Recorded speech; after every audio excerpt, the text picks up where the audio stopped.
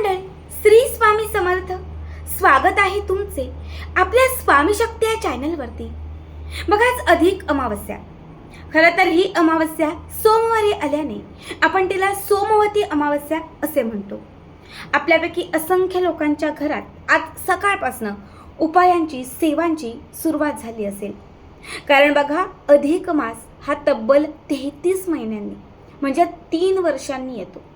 असं म्हटलं जातं की अधिक मासात तुम्ही जेवढ्या जास्त सेवा आणि जेवढे जास्त उपाय करता, तुम्हाला त्याचं फळ सुद्धा तेवढ्याच जास्त प्रमाणात मिळतं. खरं तर आज अधिक मासातील शेवटचा दिवस म्हणजेच अमावस्या आहे आणि अमावस्या ही नकारात्मकता दूर करणारी अत्यंत महत्त्वाची तिथी आहे. आज या व्हिडिओमध्ये मी तुम्हाला याच अमावस्येचा एक शेवटचा उपाय सांगणार आहे, जो रात्री झोपताना आपल्याला करायचा आहे. रात्री झोपण्यापूर्वी अशा काही वस्तू मी तुम्हाला सांगणार आहे. या वस्तू तुम्ही जर अभिमंत्रित करून तुमच्या किंवा तुमच्या घरातल्या कुठल्याही सदस्यांच्या सोबत ठेवल्या, कधीही घरावर संकट येणार नाही, घरात क्लेश होणार नाहीत, सतत तुमच्या घरामध्ये जे आजारपण येतंय ते आजारपण येणार नाही. तुमच्या घरामध्ये जी काही दरिद्रता आहे, गरिबी आहे, ही गरिबी आणि ही दरिद्रता घराच्या बाहेर जाईल. घरात पॉझिटिव्हिटी येईल, सकारात्मकता येईल आणि तुमच्या संपूर्ण घराची भरभरून प्रगती होईल. घरामध्ये एक सुख, समाधान आणि आनंदाचं वातावरण तयार होईल. बघा, आता सगळ्यात पहिली वस्तू मी तुम्हाला सांगणार आहे, ही शत्रुबाधा दूर करणारी आहे. तुम्हाला माहिती असणारा, तुम्हाला माहिती नसणारा कुठलाही तुमचा शत्रू असेल तर तुम्हाला आज रात्री झोपण्यापूर्वी एक लिंबू घ्यायचा आहे. आपल्यापैकी प्रत्येकाच्या घरात लिंबू असतं, नसेल तर बाजारातून घ्या, कुठल्याही दुकानामध्ये भेटतं, तिथून एक लिंबू आपल्या घरी आणा, स्वच्छ पाण्याने ते लिंबू धुवा. लिंबावरती तुम्हाला काळ्या पेनाने किंवा कुठल्याही एखाद्या हिरव्या रंगाच्या पेनाने, काळा हिरवा नसेल तुमच्या घरामध्ये जो कुठला असेल तो पेन घ्या, कोळसा असेल तर कोळसा घ्या, त्याने त्या लिंबाच्या वरती तुमच्या शत्रूचं नाव लिहा. शत्रू माहिती आहे पण शत्रूचं नाव माहिती नाही, फक्त शत्रू लिहा. लिंबावरती शत्रूचं नाव किंवा फक्त शत्रू असं लिहून तुम्हाला ते जे लिंबू आहे हे एका काळ्या रंगाच्या धाग्यात बांधायचं आहे. काळं कापड किंवा काळा धागा असेल तर 4-5 वेळा तो गुंडाळा, शेवटी गाठ मारा. कापड असेल तर कापडामध्ये ठेवा, गाठ मारा आणि पोटली तयार करा. आता हे लिंबू कापडात किंवा धाग्यामध्ये बांधल्यानंतर तुम्हाला ते आपल्या स्वतःच्या, म्हणजे तुम्ही स्वतःसाठी करताय तर स्वतःवरून, मुलांसाठी करताय तर मुलांवरून, पतीसाठी करताय, पतीचे काही शत्रू आहेत तर पतीवरून, ज्या व्यक्तीसाठी करताय त्या व्यक्तीवरून हे लिंबू 7 वेळा उतरवा. लिंबू 7 वेळा उतरवल्यानंतर तुम्हाला ते लिंबू आज रात्री जिथे तुम्ही झोपताय तिथे, म्हणजे तुम्ही लिव्हिंग एरियात झोपताय, बेडरूममध्ये झोपताय, कुठेही तिथे जिथे तुमची गादी असेल, बेड असेल, चटईवर झोपताय किंवा अन्य काही असेल, तिथे उशी घेताय तर उशाखाली, किंवा नुसती गादी आहे तर गादीखाली, नुसती चटई आहे तर चटईखाली, जिथे तुम्ही झोपताय तिथे फक्त तुम्हाला तुमच्या उशीखाली हे लिंबू ठेवायचं आहे. रात्रभर लिंबू तुमच्या उशीखाली असले पाहिजे, म्हणजे जिथे झोपता तिथे आसपास असले पाहिजे. दुसऱ्या दिवशी सकाळी, म्हणजे उद्याच्या दिवशी सकाळी सगळ्यांच्या अगोदर उठा, सगळ्यात अगोदर हे लिंबू जिथे तुम्ही ठेवले तुमच्या उशीखाली किंवा आजूबाजूला, तिथून ते लिंबू काढा आणि घराच्या बाहेर जाऊन ते लांबपर्यंत फेकून द्या. मग घरात या आणि स्वच्छ आंघोळ करा.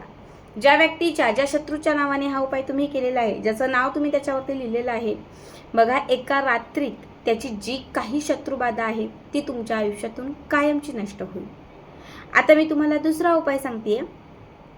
दुसरा उपाय जो आहे हा सतत घरात होणारे क्लेश, कलह किंवा सतत तुमच्या घरामध्ये जी भांडणं होतात, आजारपण येतात, ती दूर करण्यासाठी तुम्हाला एक काळ्या रंगाचं कापड घ्यायचं आहे आणि त्याच्यामध्ये एक लोखंडाची वस्तू ठेवायची आहे. कुठली पण, चूक, खिळा असेल, काही असेल, एखादी अंगठी असेल किंवा लोखंडाचं काही तुमच्या घरात एखादा असेल, म्हणजे एखादी वस्तू, ती तुम्हाला ती काळ्या रंगाच्या कापडावरती ठेवायची आहे.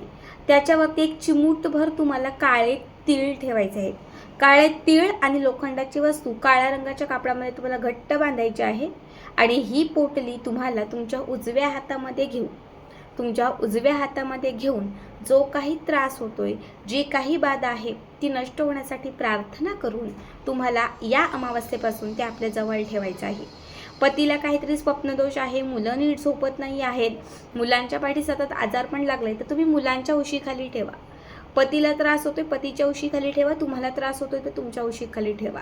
आता हे किती दिवस ठेवायचं, तर पुढची अमावास्या येईपर्यंत ते ठेवून बघा. कुठलाही स्वप्नदोष होणार नाही, घरातले क्लेश कलह कमी होतील, घरात एकोपा येईल, भांडणं जी असतील ती कुठेतरी थांबतील. बघा, तिसरा उपाय तुम्हाला सांगतेय, खूप सोपा आहे तिसरा उपाय.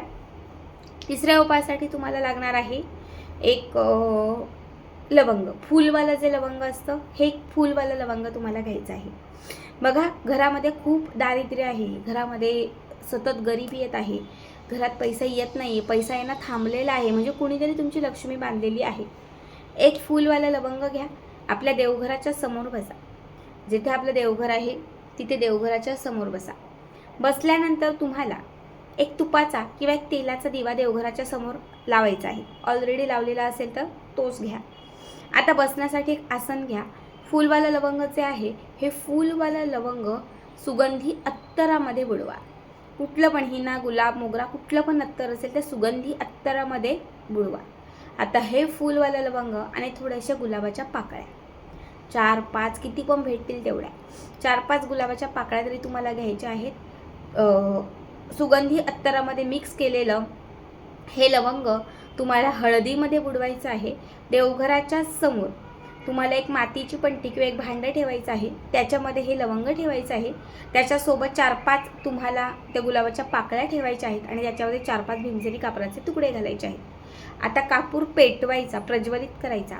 जसा कापूर पेटेल, प्रज्वलित होईल, तसं त्यासोबत त्या गुलाबाच्या पाकळ्या पेटतील, लवंग पेटेल आणि त्याची छोटीशी थोडीशी राख तयार होईल.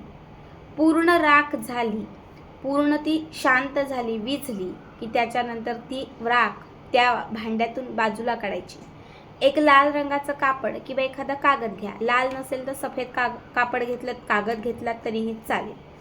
त्याच्यामध्ये ही राख तुम्हाला काढायची आहे, त्याला एक गाठ मारायची आहे आणि तुम्हाला आज रात्री ही पुडी, बघा, लवंग आणि गुलाबाच्या पाकळ्यांची राख असणारी ही पुडी आज रात्री तुम्हाला तुमच्या उशीखाली किंवा जवळ ठेवायची आहे आणि उद्या सकाळी उठून अंघोळ वगैरे झाली की त्याच्यानंतर ही पुडी तुम्हाला तुमच्या कपाटात किंवा तिजोरीत ठेवायची आहे.